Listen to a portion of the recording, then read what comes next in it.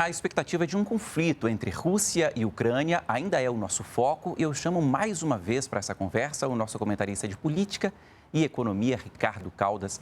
Boa noite, professor. O senhor falava ontem aqui sobre essa escalada, na tensão entre os dois países. Agora, a gente não falou se esse movimento significa uma guerra. Vai ter invasão? Como é que é o cenário hoje por lá, professor?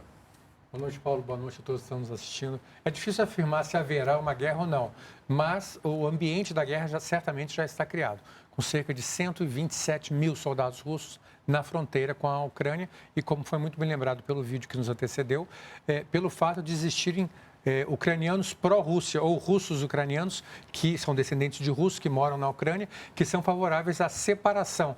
Eles defendem um movimento separatista que retiraria parte da Ucrânia, do leste, e seria anexada pela Rússia, como a Rússia fez militarmente com a Crimeia.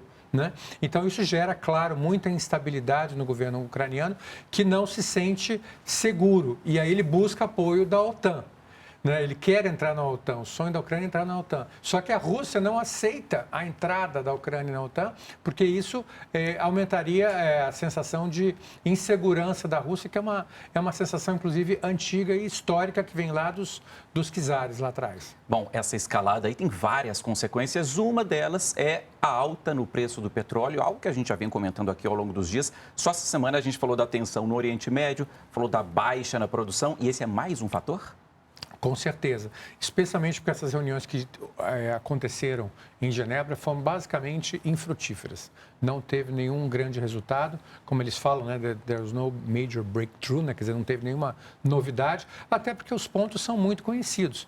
A Rússia quer a garantia por escrito dos Estados Unidos que a Ucrânia não entrará na OTAN e também quer que os Estados Unidos não expanda via OTAN a sua influência nos países do leste europeu, que eram os antigos membros da União Soviética. E a Rússia agora, ainda foi mais longe. Ela ameaçou colocar bases militares mais uma vez em Cuba e na Venezuela. Lembrando que foi em função de uma jogada dessas que o mundo quase entrou numa guerra nuclear há 60 anos atrás, em 1962, no famoso caso da crise dos mísseis cubanos.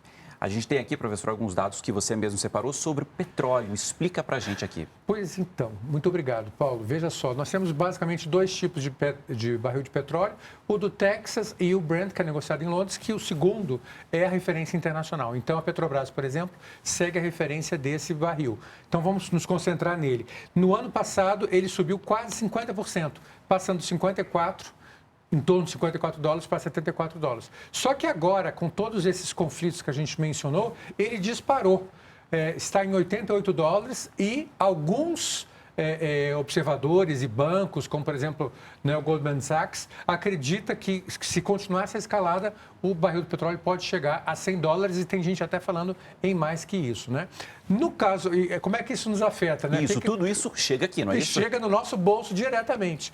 A gasolina que começou inocentemente em janeiro do ano passado em R$ 4,5, R$ 4,60, acabou o ano já em R$ 6,67.